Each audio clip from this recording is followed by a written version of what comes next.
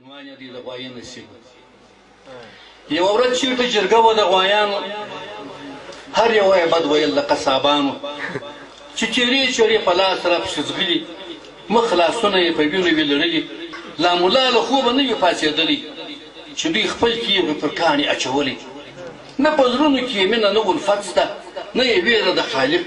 له عدالت شته نه په دوی کې څوک زړه سوی لري د زړونو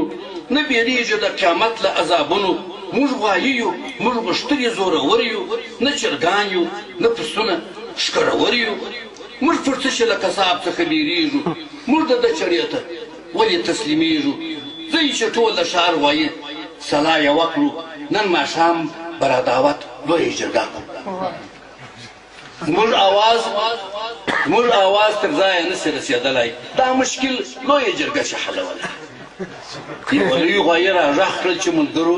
زما دوستانو ښکرورو زورورو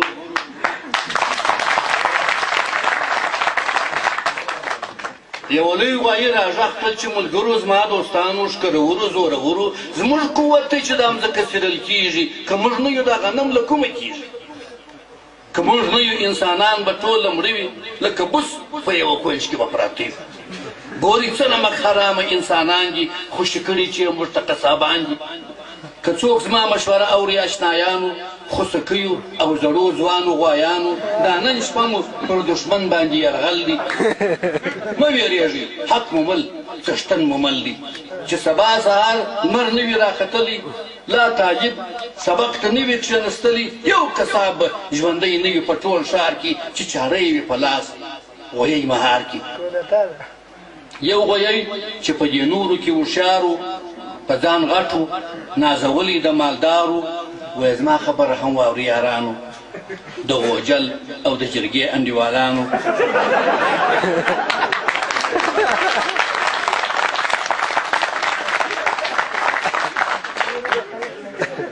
وایي زما خبره هم واوري یارانو د غوجل او د جرګې انډیوالانو له انسان څخه موږ نسو خلاصېدلی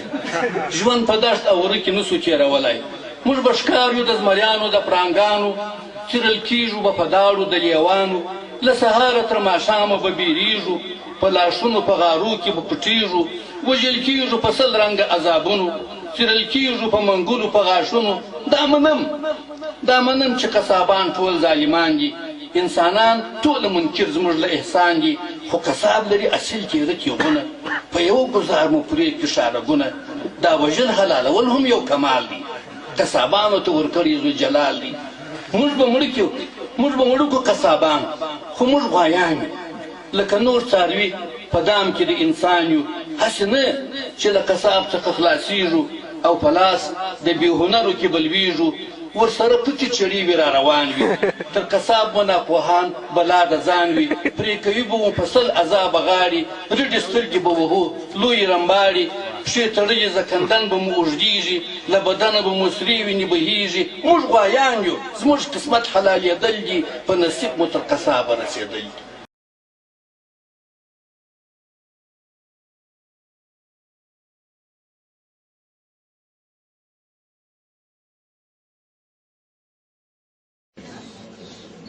دا هم یو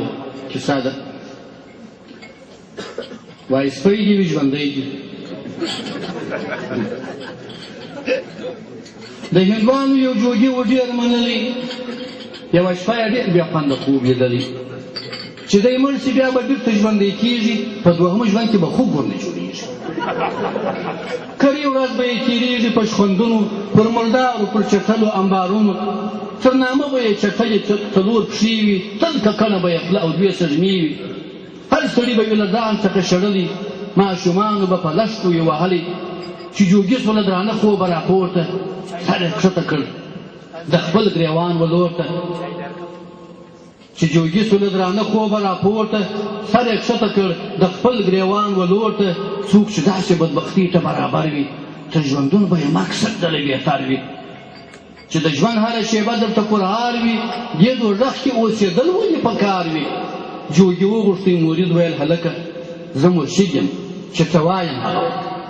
چې زه مړ سم زه به خوب را ژوندی کېږم دې مالت کې به نږدې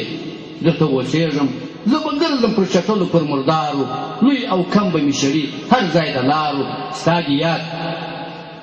دې یاد وي زه له ورایه معلومېږم په تندي کې به مې ټکي وي ښکارېږم چې دې ولیدلم ځان ته مې نږدې کړه په تېره چاړه مې سر راڅخه پرې کړه ته پوهېږې دا ژوندون نه دی سور اور دی هر ګړی د دوږخ په لمبه تور دی کشکې زه له سره نه وای زېږېدلی زما نصیب یې داسې نه وای رالیکلی هسې نه چې باقي ژوند راته سور اور کې د مرشد وصیت یې هېر کې مخ دې تور کې مرید وویل مرشده ستا قربان سم ستا تر امر شپلنۍ بلاګردان سم ستا له امره به سر څرنګه پیچمه وصیتونه به دې څنګه هېرومه تر مرګي پورې خادم به د خپل پیر یم د خوږانو په ګله کې درته ځیر یم وخت پوره سو جوجو لاړ د خدای په کار سو د پلرو په څېر لمبه پر سره انګار سو یو کال وروسته جوجي بېرته را ژوندی سو پر څلورو پښو روان د خوږ بچی سو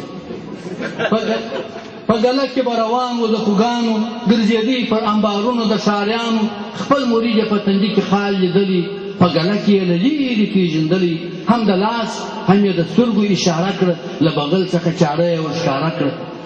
خوږ مرید ته ویل پام چاړه دې کښېږده زه له ژونده یم راضي دا راته پرېږده که هر څو چټلي خورم که خوار وزار یم له سږمو که تر لکۍ پورې مردار یم که مچان مې پر وجود باندې بڼېږي که له پوسته مې د خلکو نفرت کېږي که سبا لا د قصاب چړې ته ځمه تر سبا چې یم ژوندی پرېږده چې یمه ما د خوږ په پوځ کې ژوند نه و لیدلی دا ژوندون مې پر ځان نه و ازمېیلی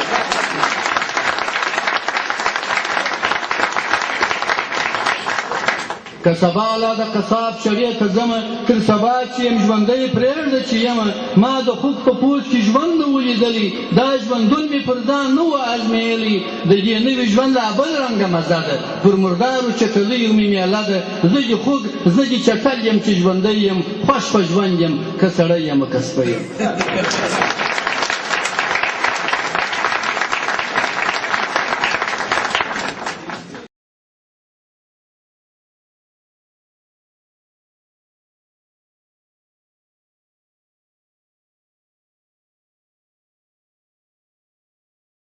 شعر د جنازې کالي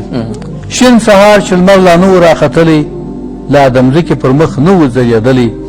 چې له بر کلي خبر راغی ملا ته چې مخلوق په ډلو ډلو ځي پاتا ته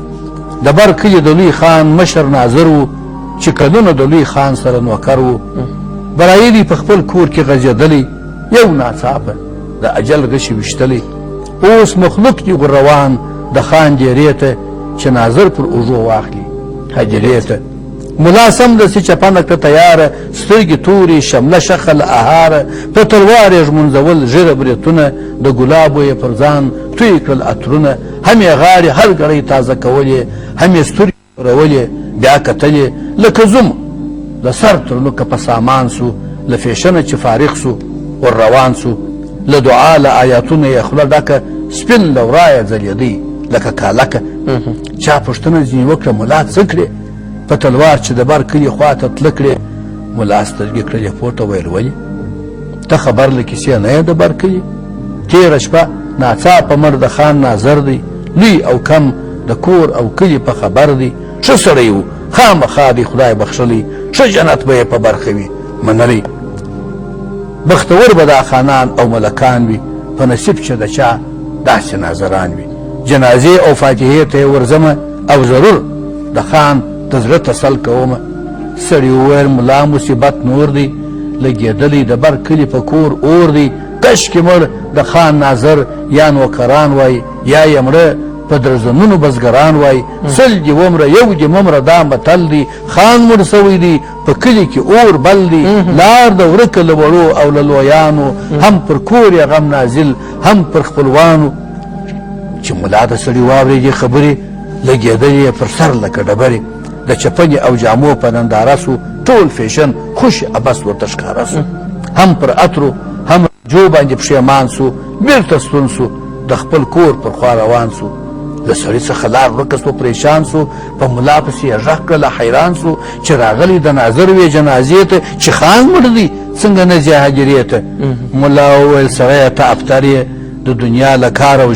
خبر یې جنازې ته د ناظر که زه ورتللی په ورتللو به مې خان خوشحالولی څوک خوشحاله کم په خپله چې خان مړ دی ځکه هر سړی چې مړ دی هغه پر دی دا جامې له ځانه باسم خیرنېږي ژر تر کوره پورې ځمه وخت تېرېږي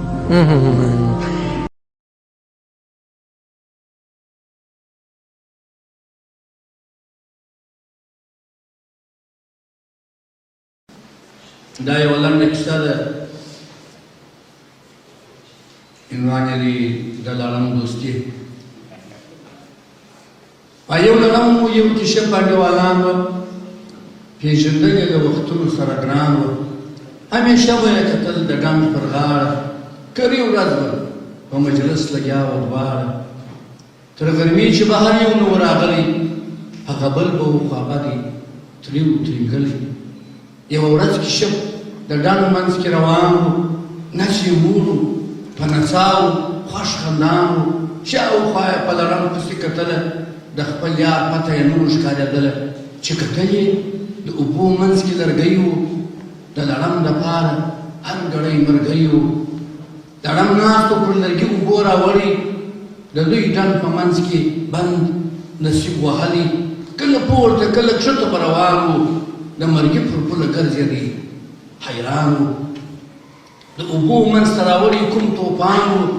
پرېږدېدی د مرګ له وهمه ځان پر ګران و کشپ ولیدی لړم چې سرګردان و د اوبو په منځ کې ګرد مرګ یې په ځان و په یوه غوټه یې خواته ور روان سو پر لړم اشنای چاپېره نګهبان سو ویل ځه څه په اوږو کې مې سپرېږه د مرګي له وږو سترګو پناه کېږه لړم ژر د خپل اشنای په څټ کې سپور سو کشپ کوچې ته روان سو مخ پر کور سو له مرګي څخه یې زور یار وژغورلی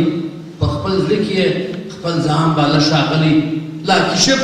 د ډنډ په منځ کې پښې وهلې لا یې څنډه د اوبو نه وه لیدلې چې لړم یې په مغزي ښخله کړه پر کشپ یې سپینه ورځ توره تیاره کړه ټول بدن یې سو له درده چاکي چاکي هم یې ژبه هم یې سترګې سو تناکي له لړم څخه یې وکړله پوښتنه چې ظالمه روح مې الوزي له تنه څه ازار مې دی په ژوند در رسولی چې دې نیش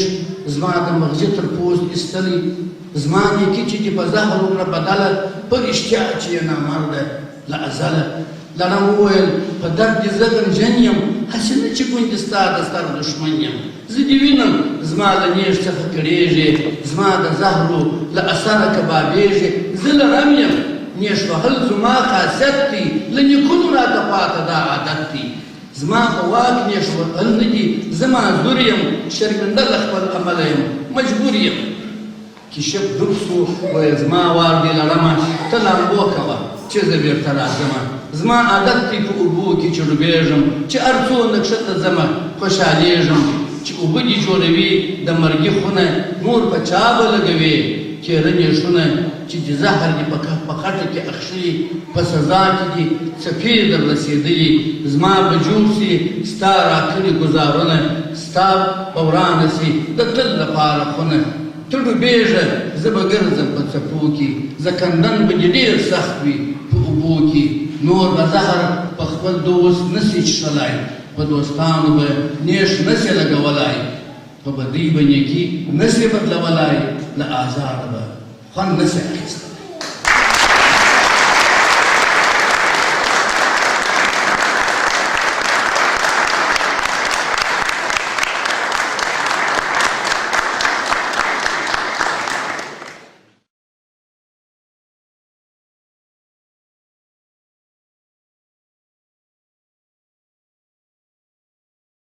دا دغه شعر به تاسې اورېدلی هغه درته ووایم د شیخ نصرالدین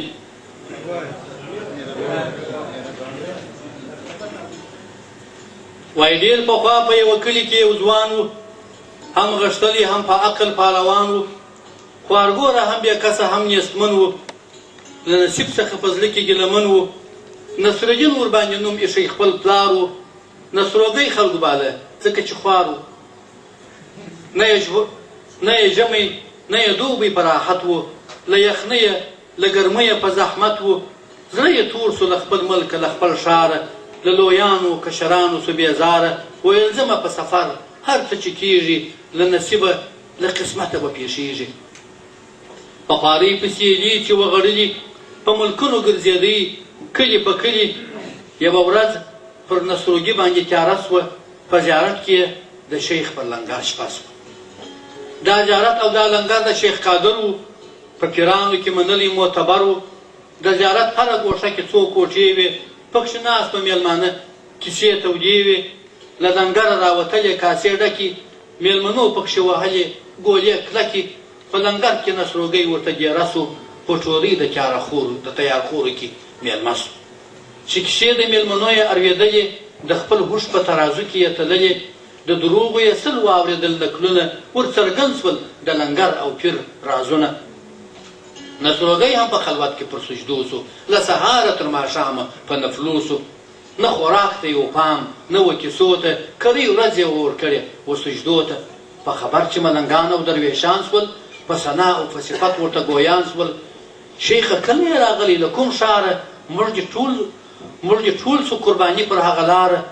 نصروګي چاته ور نه کړل جوابونه. ملنګانو پر زړه یوړله داغونه. یو مرید چې په دې نورو کې هوښیار و د لنګر په لوڅو پټو خبردار و. سمدستي یې شیخ قادر ته ویل پیره ستا قربان سم د شیخانو لویه میره. زموږ لنګر لره راغلی مسافر دی. کرۍ شپه پر سجده پروت دی بختور دی. له سهاره تر ماښامه کړي نفلونه. په سجدو یې ستړي کړي محرابونه. نه دا ټوله ورځ له چا سره غږېږي. نه خبرو نه کیسو ته وزګارېږي. نیمه شپه پیر د خلوت پر لور روان سو. پټ په غوږ کې نصروګي لره ګویان سو. ویل ژر دې د مطلب خبره وایه همدا نن شپه روانېږه له دې ځایه.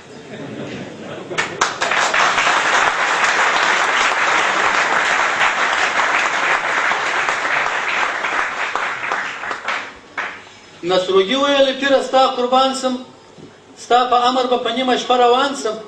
په خوارۍ پسې له ښاره یم وتلی. مسافر د بل وطن په زړه نه تلی. خپل نصیب کړه برابر پر دغه لاره. اوس کومک غواړم له تا او له باداره. پیر راویستې یو څو پیسې د باندې. په نرمي یې نصروګي ته کړې ور وړاندې. ویل دغه پیسې د هغه خر دی. نازوا یې ډېر غښتلی جناور دی.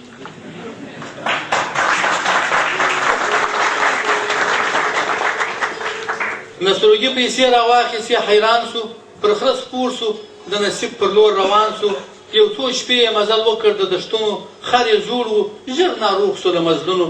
نیمه ورځ یې سا شړل پروت پر لارې. له دوو سترګو یې راتلې د اوښکو دارې. تر ماښامه نصروګی بېرته تنها سو. خر یې مړ په زړه زخمي په واویلا سو. خر یې ښخ کړ یو لوی قبر یې پر جوړ کړ. کرۍ شپه یې اوښکې توی کړې زړه یې سوړ کړ. په سبا یې ورته راوړه له بازاره یوه سره او زرغونه جنډۍ تیاره. ویل دا د غیبانه بابا زیارت دی. ما میندلې د کلونو په زحمت دی.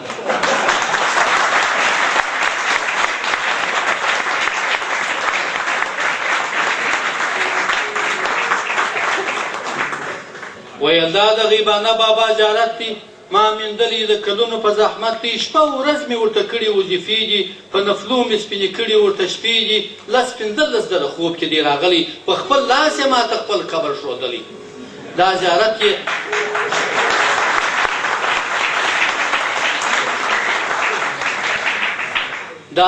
یې د زړه ماتو رنځورانو د نیسمنو کونډو رنډو یتیمانو. د زیارت خبرې تلې تر وطنونو. غیبانه بابا مشهور سو پر ملکونو. چا غوایي ورته راوړله چا پسونه. چا پیسې ورته راوړې چا خیراتونه. که سپایي وو که کوټوال که و کمران وو. غیبانه بابا ته هر څوک را روان وو. په لږ وخت کې نصروګی شیخ نصرالدین سو. هم شتمن سو هم ولي سو آسې جن سو.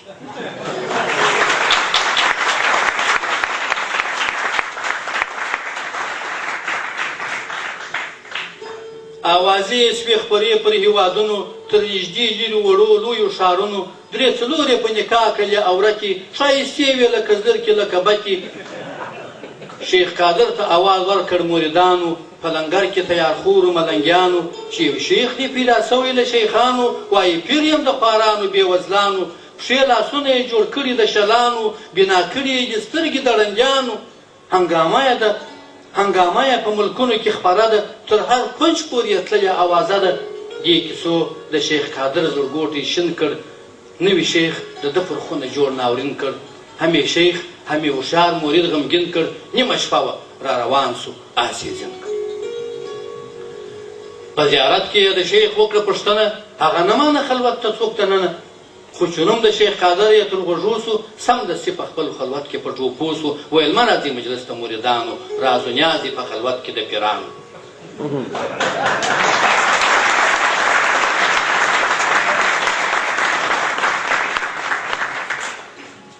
ویل مه راځئ مجلس ته مریدانو راز و نیاز دي په خلوت کې د پیرانو چې یوازې په خلوت کې دوه شیخان سول یوه بل ته کتل سره ګویان سول د دې نوي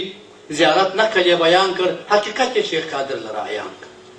شیخ قادر ویل پر تا دې آفرین وي ستا پر ټولو غلیمانو دې ناورین وي زما او ستا حقیقت ځکه نن پنهان دی چې په دواړو مو ملګری یو شیطان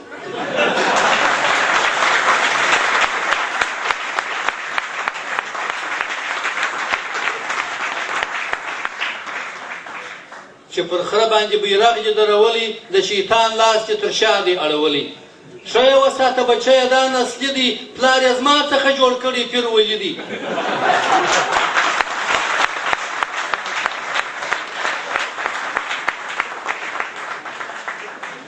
ښه یې وساته بچیه دا نسلي دي پلار یې زما څخه جوړ کړي پیر ولي دي د نیکه سر یې لا شخ دي په بل ښار کې زر درویشه یې پراته ورته په لار کې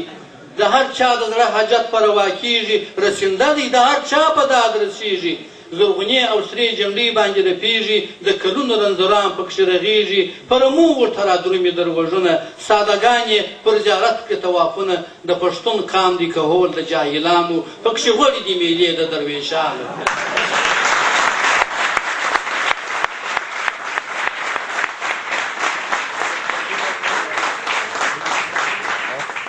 پکښې تل ګرځي فوجونه د پیرانو کچکول نه پرېږدي خالي د ملنګیانو لیونی په دې وطن کې قلندر دی د هر ټګ او د ټګمار یې تود لنګر دی چې هر څوک چې باوله خیرنې څوڼې وربخښي خلک پیسې خوندې او لوڼې پرون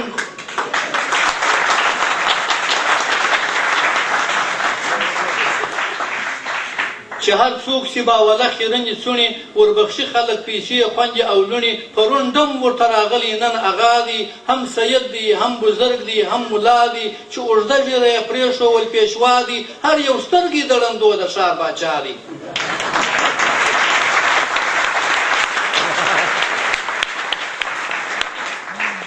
که پر دې دنیا کې خوښ دي جنتونه ښایستې هورې غلمان او شرابونه یو څو ورځې درته بویه خلوتونه جوړوه په لویه لار کې زیارتونه په میراث پرېږده ټبر ته لنګرونه پاچهي کوه نسلونه پر نسلونه